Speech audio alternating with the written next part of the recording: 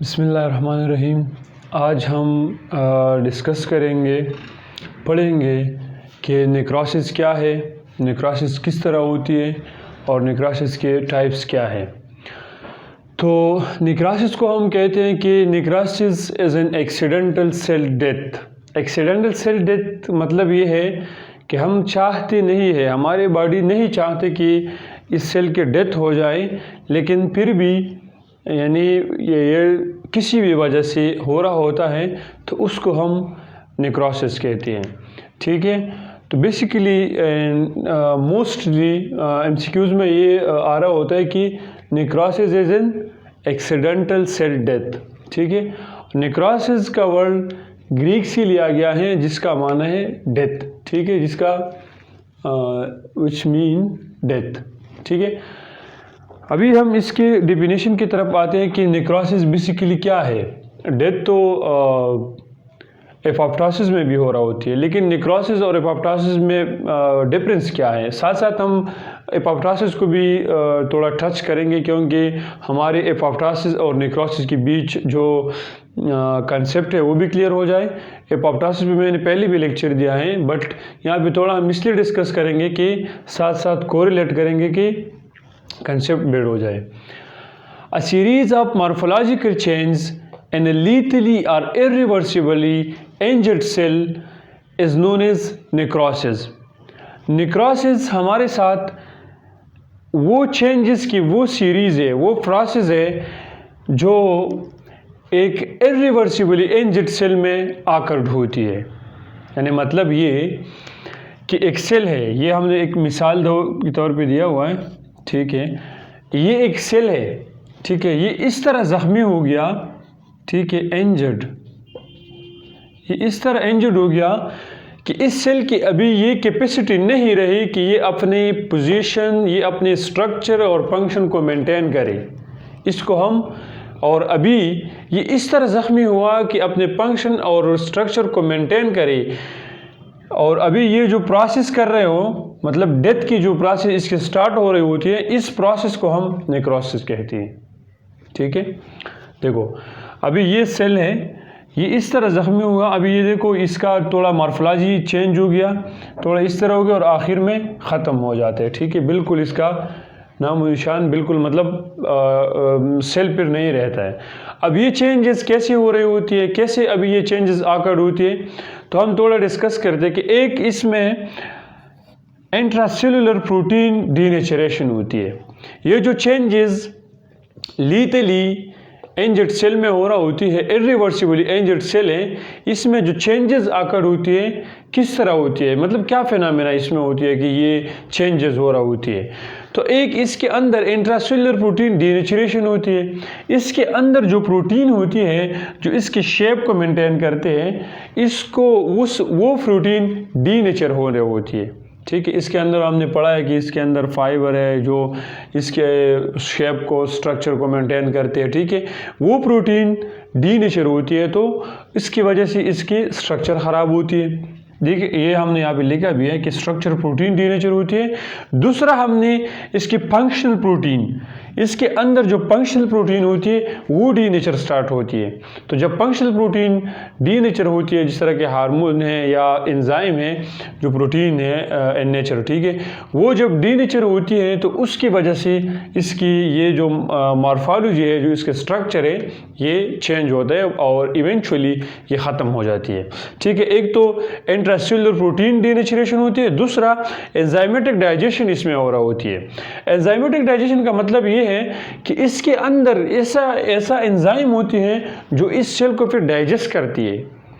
अब हम देखते हैं कि किस तरह होती है। एक ऑटोलाइसिस होती है इस सेल के अंदर। ऑटोलाइसिस मीन कि ये सेल खुद ब खुद अपने आप को, उसके अंदर जो एंजाइम है वो उसकी वजह से इसकी स्प्लिटिंग होती है।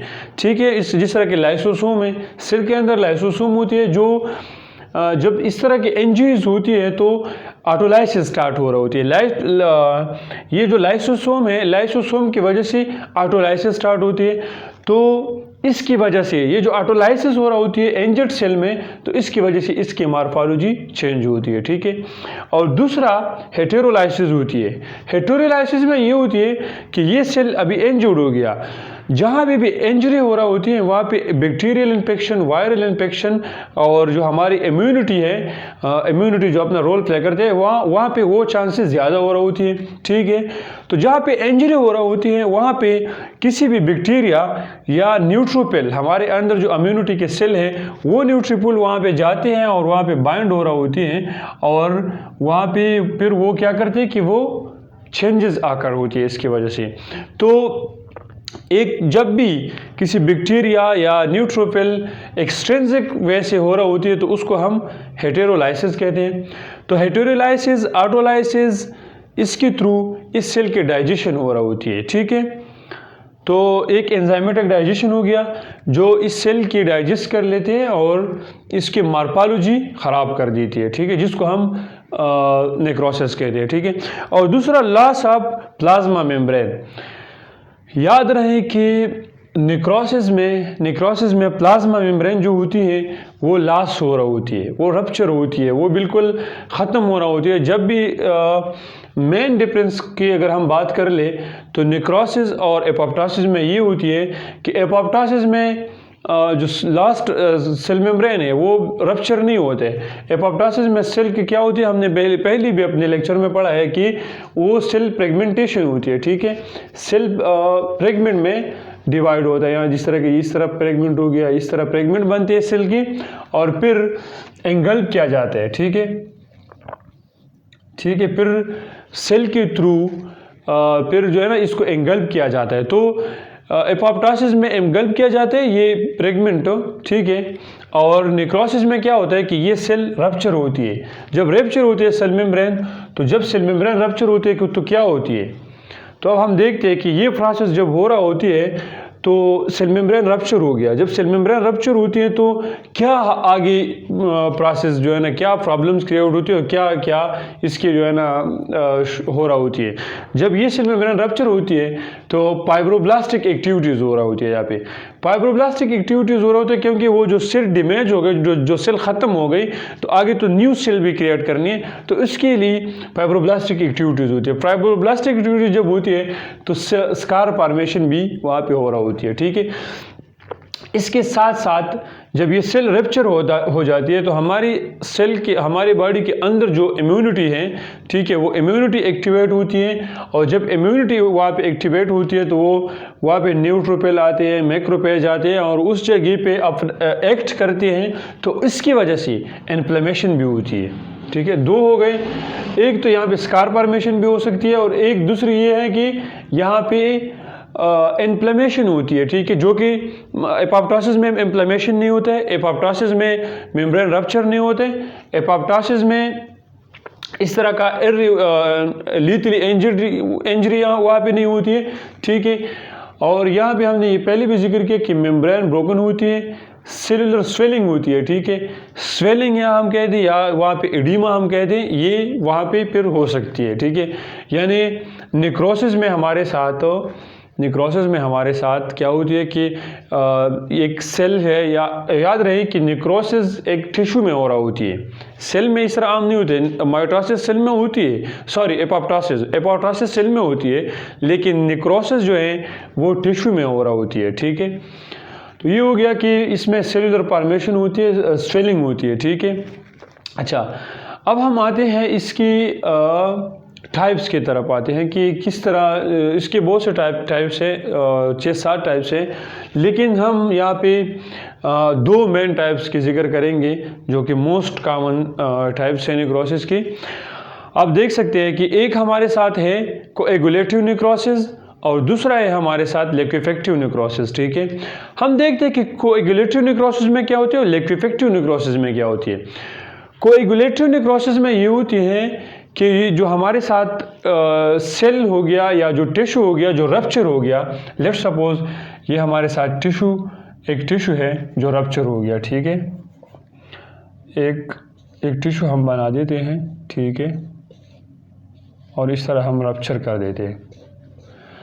ये टिश्यू जब हमारे साथ रप्चर होती है तो इसकी जो अंदर जो जिसकी साइटोप्लाज्म के अंदर जितनी भी अर्गिनील है वो बाहर यहाँ पे पड़ी हुई होती है, कोएगुलेट हो जाती है। यहाँ पे इस सेल के अंदर, इस टिश्यू के अंदर ये जो ब्लास्ट हो गया, ये जो मतलब रप्चर हो गया, तो ये जो इसके मतलब ये माइटोकॉन्ड्रिया हो गया, ये जो टिश्यू हो रहे होते हैं यहाँ पे, वो कई दिनों तक जिस जगह पे ये निक्रोसिस हो रहा होती है तो कई दिनों तक ये टिश्यू यहाँ पे हो रहे होते हैं, कोएगुलेट होती है, प्रिजर्व्ड होती है यहाँ पे। तो इसके एमसीक्यूज बहुत से आते हैं कि आर्टिकल्चर एज अ प्रिजर्व्ड, इसकी जो मतलब टिश्यू है, जो डेड टिश्यू है वो यहाँ पे प्रिजर्व्ड होती है, ठीक है। कोएगुलेटरी निक्रोसिस में क्या होती है कि टिश्यू कि यहाँ पे जो डेड टिश्यू है वो थोड़ी दिनों के लिए प्रिजर्व्ड होती है, ठीक है। और दूसरे हैं हमारे साथ लिक्विफेक्टिव निक्रोसिस। लिक्विफेक्टिव निक्रोसिस में क्या होते हैं, transformation of dead tissue into a liquid viscous mass. जो टिश्यू डैमेज होती हैं उसकी फिर ट्रांसफॉर्मेशन की जाती है लिक्विड मास में, यानी लिक्विड में कन्वर्ट किया जाता है और फिर एक्सक्रीट किया जाता है, ठीक है। ये जो कोएगुलेटिव निक्रोसिस है ये हमारे पास जितनी भी अर्गन है, इंटरनल अर्गन है, उसमें और होता है, जिस तरह कि लेवर हो गया, हार्ट हो गया, ठीक है। ये हमारे साथ लेवर हो गया, हार्ट हो गया, उसमें और होती है। और ये जो लिक्विफेक्टिव निक्रोसिस है ये तो मतलब हम कह सकते हैं कि जो एब्सेस है, एब्सेस फॉर्मेशन में जी ये लिक्विफेक्टिव निक्रोसिस हो रहा होती है, ठीक है। क्या होती है कि हमारे साथ लिक्विफेक्टिव निक्रोसिस की हम तो अगर थोड़ा बात कर ले तो जो हमारे पास मायोकार्डियल इन्फेक्शन हो रहा होती है, ठीक है। मायोकार्डियल इन्फेक्शन में क्या होती है, लेट्स सपोज ये हमारे साथ एक मायोकार्डियल टिश्यू हम बना देते हैं यहाँ पे, ठीक है। ये मायोकार्डियल इन्फेक्शन जब हो रहा होती है, ठीक है, ये मोस्टली हाइपोक्सिया की वजह से होती है। कोएगुलेटरी निक्रोसिस जो होती है ये हाइपोक्सिया की वजह से होती है, और ये जो लिक्विफेक्टिव निक्रोसिस है ये फंगस हो गया, वायरस हो गया, इस तरह की कुछ इन्फेक्शन हो जब होती है हमारी बॉडी में तो ये लिक्विफेक्टिव निक्रोसिस फिर करवा देती है, और ये हाइपोक्सिया की वजह से होती है। Hypoxia mean deficiency of oxygen. ये हम लिक्विफेक्टिव निक्रोसिस की बात करते हैं कि जब ये मायोकार्डियल सेल को, ये मायोकार्डियल टिश्यू को जब ऑक्सीजन प्रॉपर नहीं मिल रहा होती है, एथेरोस्क्लेरोसिस होती है। एथेरोस्क्लेरोसिस मीन कि हमारे जो आर्टरीज है जो इसको ब्लड प्रोवाइड करती है उसमें कुछ ब्लॉकेज आ गया है, ठीक है। तो जब इसको ऑक्सीजन प्रॉपर नहीं मिल रहा है तो जब किसी भी सेल को, लेट्स सपोज इससे मैं एक सेल ले लेता हूँ, जब ये सेल है इसको ऑक्सीजन प्रॉपर नहीं मिल रहा है, जब इसको ऑक्सीजन प्रॉपर नहीं मिल रहा तो क्या होती है कि इसके अंदर जो सेलुलर रेस्पिरेशन होती है, तो सेलुलर रेस्पिरेशन में लैक्टिक एसिड फॉर्मेशन होती है, ठीक है। लैक्टिक एसिड फॉर्मेशन होती है जो नहीं होना चाहिए। सेलुलर रेस्पिरेशन जब होती है तो लैक्टिक एसिड फॉर्मेशन नहीं होती है। तो पायरिक एसिड अभी ये इंजर्ड हो गया, ऑक्सीजन डिफिशिएंसी यहाँ पे हो गया। ऑक्सीजन जब डिफिशिएंसी हो गया तो प्रॉपर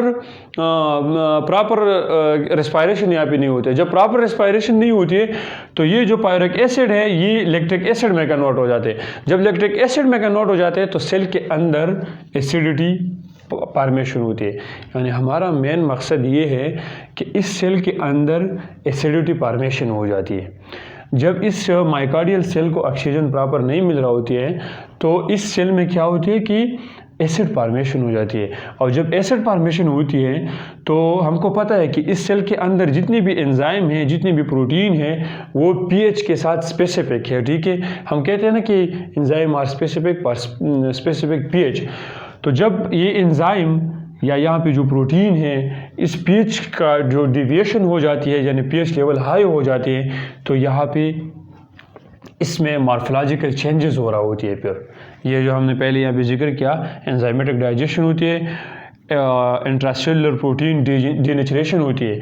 तो ये प्रोटीन फिर इस प्रोसेस के थ्रू जो है ना डीनेचुरेशन स्टार्ट हो जाती है और ये डेड हो जाती है। तो ये जो टुकड़ा, ये जो टिश्यू हमारे साथ डेड हो गया, मायोकार्डियल से डेड हो गया, तो ये हार्ट में फिर हमें दिखाई दे रहा होता है कि एक थोड़ी देर के लिए क्या होता है कि एक कोएगुलेट हो जाती है, ठीक है। जब ये कोएगुलेट हो जाती है तो हम उसको क्या कहते हैं, ये कोएगुलेटिव नेक्रोसिस है। नेक्रोसिस तो है लेकिन इसके असरात हो गया या जो इसकी जो सेल, डेड सेल है, ये उसके अभी भी कोएगुलेट है, वहाँ पे प्रेजेंट है, कुछ प्रिजर्व हैं, ठीक है। तो इसको हम कोएगुलेटिव नेक्रोसिस कहते हैं। और जो एब्सेस फॉर्मेशन होती है, एब्सेस फॉर्मेशन में क्या होती है कि एक लिक्विड विस्कस मास बन जाती है, ठीक है। एक लिक्विड जो टिश्यू है वो एक लिक्विड विस्कस मास बन जाती है और फिर हमारी बॉडी से स्लोली एंड ग्रेजुअली वो फिर रिमूव हो जाती है। तो ये थी हमारे साथ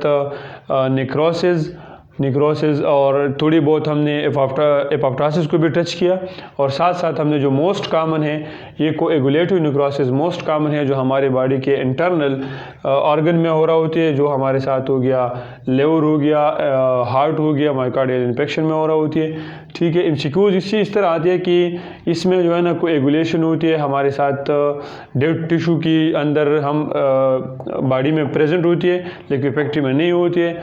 तो ये था हमारे साथ आज नेक्रोसिस और उसके types. Thank you so much for watching.